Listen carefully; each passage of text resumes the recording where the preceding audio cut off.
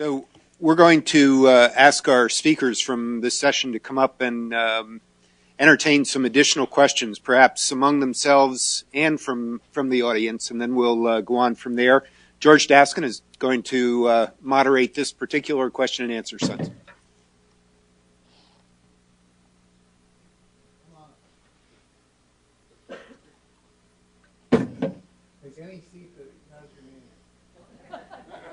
George, do you want a lapel mic, or better if you use probably that one or this one, then the lapel works better? Stand right here. All right. We got most of you. So Bill's idea was whether you had any questions for each other, and if not, hey, I have a name too. Do you have any questions for each other as you're assembled, or shall we just go to the firing line? Go ahead, Joel.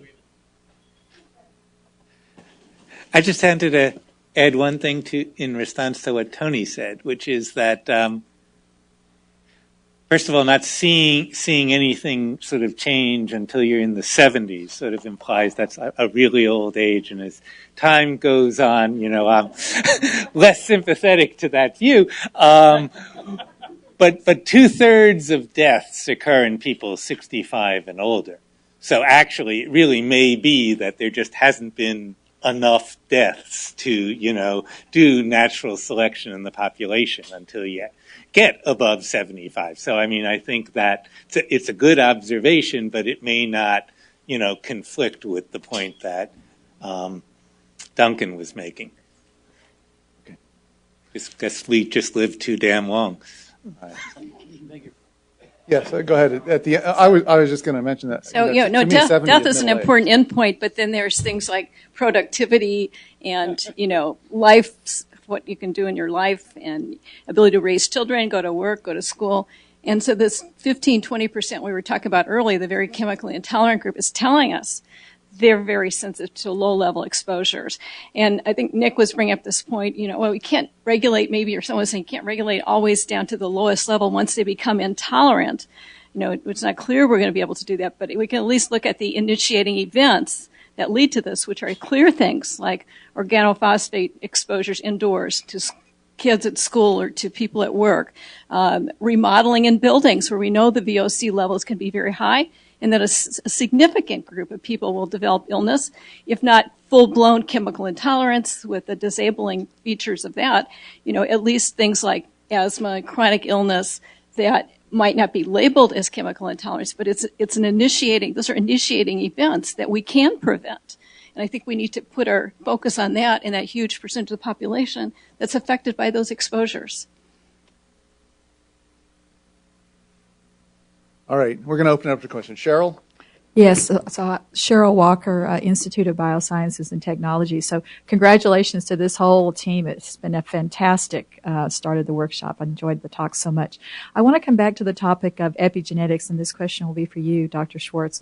When you were talking about the additional modifier of methylation, so you were looking at the different polymorphisms, and it actually made a difference whether those genes were methylated or not. And I just wanted to confirm before asking my question, that was promoter methylation, presumably, of those genes in which you had the polymorphisms. Is that correct?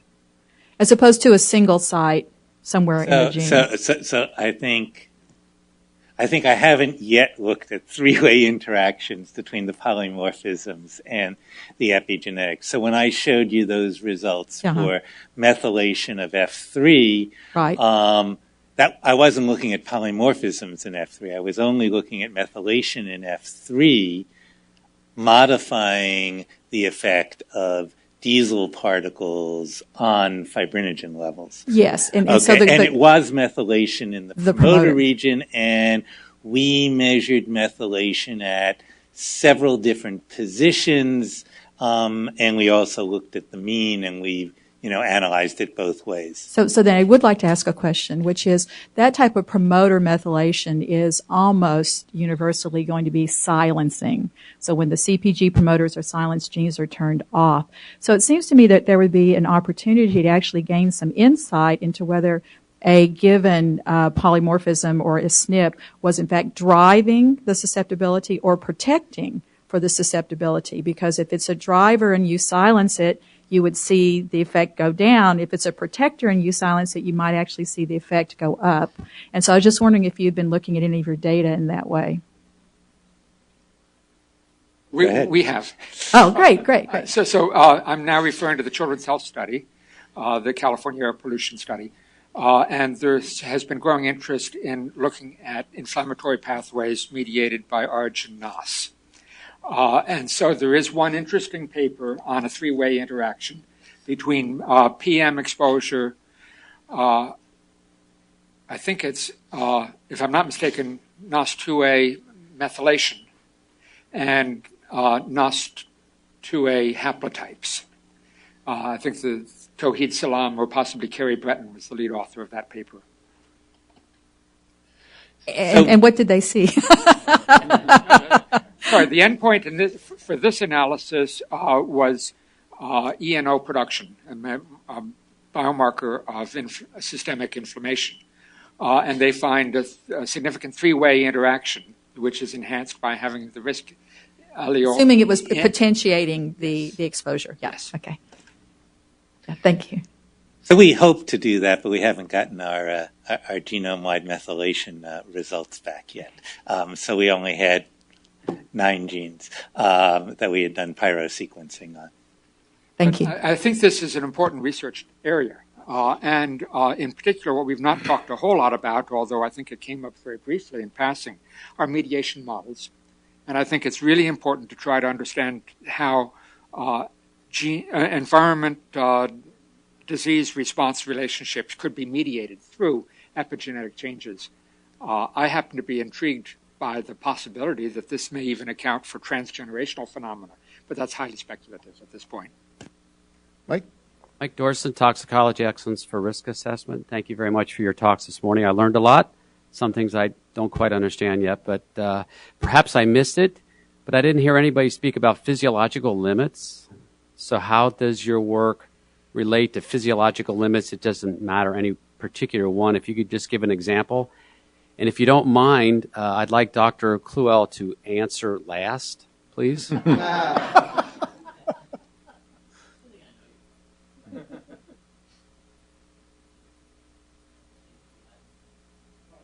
All I would say is that in the kinds of PBPK modeling, one could certainly build in nonlinear dose-response relationships that could incorporate at any step in these differential equations models that represent biological limits. I haven't seen it done, but in principle it's doable. We haven't done anything sophisticated like that, but we do truncate our distributions to try to keep from getting into bounds where we don't have data suggesting a distribution goes out that far. And the models kind of build in some of the physiological limitations by the distributions that you use for input. And an example would be, please? Well, the relationship of maximal metabolism with liver blood flow, for example, and that would you can't metabolize more than flows to the liver. That kind of that's incorporated in the model structure, so you don't have to worry about overestimating it in that case. Similar for glomerular filtration, things like that. The physiology is built into the model, so it kind of bounds the clearance that you could predict. Okay, thank you. Hi, Albert Donne. I'm going to raise again the issue I mentioned this morning of the addiction model, addiction and abdiction, where we're all familiar with the extreme hypersensitivity to toxic exposures that develops in addicts when they withdraw from their exposure, but which they seem to be well habituated to or tolerant of while they're in the midst of high-dose, regular daily exposures.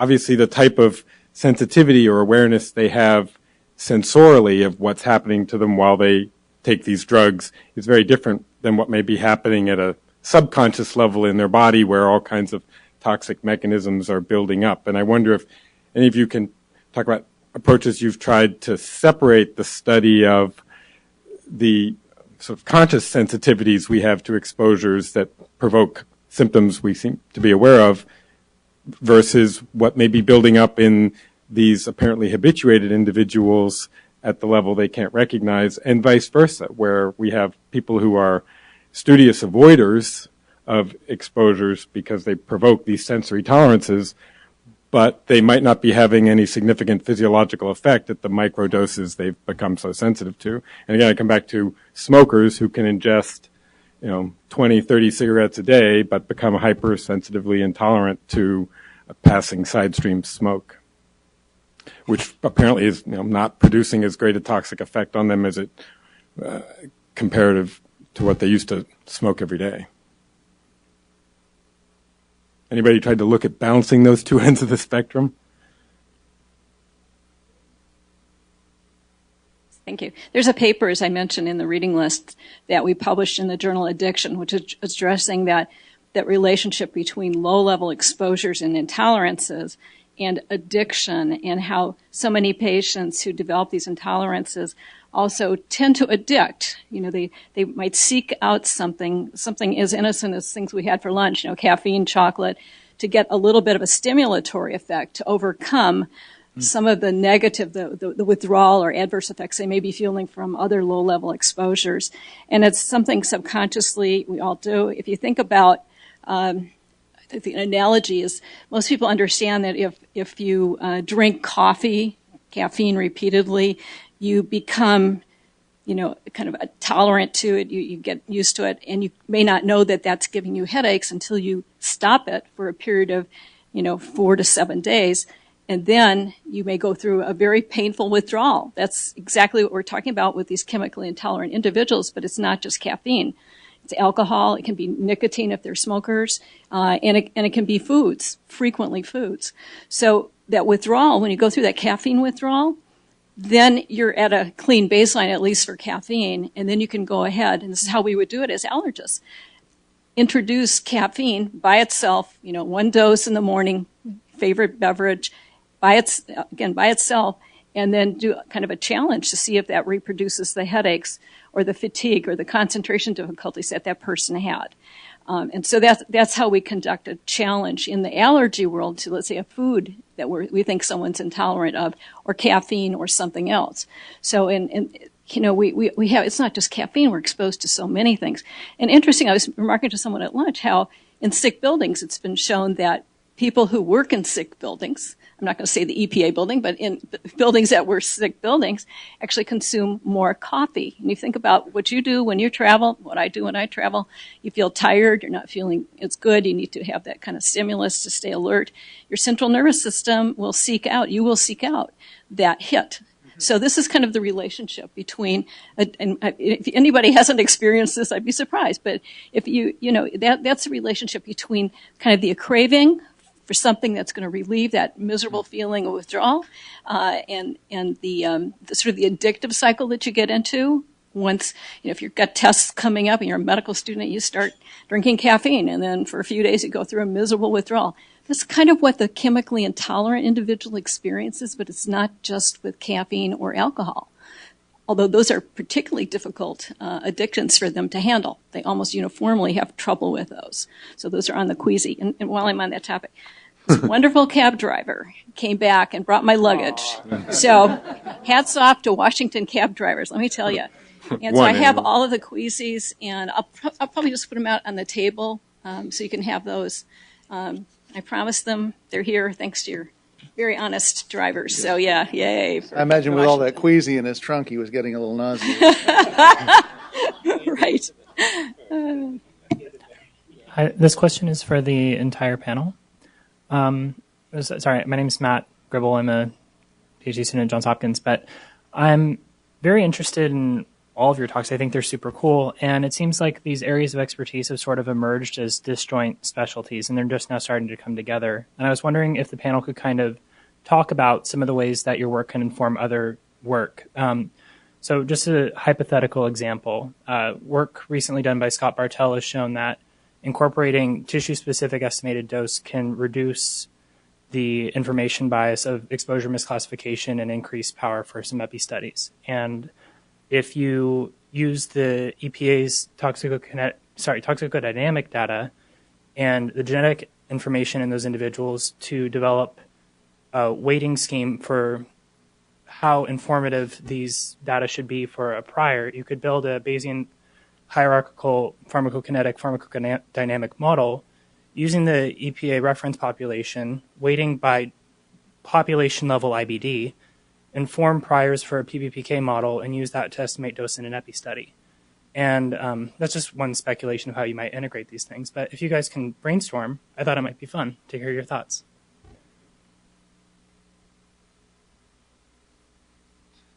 Hoping we could entice Eric as the guru of integrative genomics here to weigh in on this, but I'll kick it off simply by saying that you're absolutely right. This siloing is not the sort of thing that is going to promote science in the 21st century. And I, for one, am very interested in the ideas that you described and that you and I have talked about from time to time in the past as well. Trying to, and as thinking of it as a statistician, I like the hierarchical modeling approaches whereby you could take toxicology data as priors in a hierarchical model or various other ways. And our group is exploring just those kinds of ideas. Of course, you're right in the center of my interest area, but I've talked about the reverse causation thing. That's an after the fact. Even better, I've been able to work with some epidemiologists at the EPA to help in the design of a study to consider what is the best biomonitoring strategy, for example, for collecting urines or even blood for a particular chemical, depending on its half-life, will make a big difference as to how frequently you need to sample and whether the urine's even a good medium. And so a lot of times I think that considering pharmacokinetics can help in the design of an epidemiological study in order to make sure that you'll be able to collect data that will be more interpretable. We're going to move with alacrity through the last three talks because Marilee said we have to be done by 3. So, Bill? So just a question about kinetics and dealing mainly with the idea of epigenetics. And I think Eric sort of mentioned this a little bit and perhaps others, but how often do we have to sample to get a real picture of what epigenetic alterations may be going on? We've been looking at this sort of in the broad way, but really how quickly or how often should we sample to get a true picture of the status? And maybe Eric can speak to that. Yeah, I think we're, far, far away from being able to do that. Most of the studies today are carried out on 5-methyl-C. That's one of 20 types of modifications that can occur. And we understand very little even about that type of modification. The modification types are very cell type specific. So you hear about people taking a blood sample and doing a whole genome methylation study on that. And what we see are profound differences between activated B cells and T cells and monocytes and so on. And those things are definitely evolving over time. So I think we're sort of at the cusp of now starting to have the technologies where we can see more broadly for lower cost, where I think there'll be a revolution in this more longitudinal sampling at higher granularity based on the type of tissue that's relevant to whatever disease or condition you're looking at and in the appropriate context. So I think right now it's almost like I kind of laugh when I hear the types of studies that are being done, because it's like what we'll show in these coming papers are that the types of modifications are many. They're very condition specific, including microenvironment on up to macroenvironment. And what they're doing is going to be completely unexpected from the standpoint of regulation of genes. I'd like to add that they're also gene specific, right? I mean, so, there are some genes, they get methylated and they stay that way, right? I mean, it doesn't change much over time. There's some effect of age, right? There are other things where that's how we're turning on and off various functions of the immune system, right? It'll be different in 2 hours. So, so I don't see how, we could have an answer to what the right sampling frequency is. It's going to have to be, specific to the particular hypothesis that you're looking at, and we're not going to get one answer that works for everything. Go ahead. Yeah, as we move into the part of the program which is going to be community and regulatory responses to this, let me just offer a couple of things. You know the old joke about the drunk who loses his wallet along the Atlantic seaboard, and he invites a friend to help him look for it, and they look and look, and his friend can't find it. He says, "You sure you lost it here?" And he says, No, I lost it down by the beach, but the light's better here. And I think that there's a lot of looking under lights here because we have a tradition of moving in certain areas and looking at disease in a certain way. Paracelsus famously said it's the dose that makes the poison or the effect. I think there are two modifications of that. One is it's the dose plus the host that makes the poison. And we've done a lot here to deconstruct the probability distribution to understand what parts of the curve do what. But there's also deconstruction needed for the effect, because the effect isn't one thing. We already know about the two-step problem with cancer, and we predominantly, although we could study promotion, we basically study initiation. With toxicant-induced loss of tolerance, which is a different way of looking at different kinds of diseases, we're talking about at least a two-step process which is different than the traditional cancer model. And there we know more about the second step. We see people with ADHD, with all kinds of autoimmune disease and traditional chemical sensitivity, but we know very little about the initiating effect, which is exactly the opposite that we do with cancer. Now, Joel made some very important points when he started to represent the distribution of effects not as one curve, but as a series of small curves which represent different pathways to the effect. And that's a very different thing than deconstructing a Gaussian distribution, which is interesting, but certainly not complete. But let me suggest that we have focused on cancer mostly, lead in some cases at the meeting, and that's where the light is better. But ADHD and all kinds of problems that have not seen that kind of explication really need to be included when we talk about regulation and responses to chemicals. I'm not sure that needs a response, but I certainly would welcome any.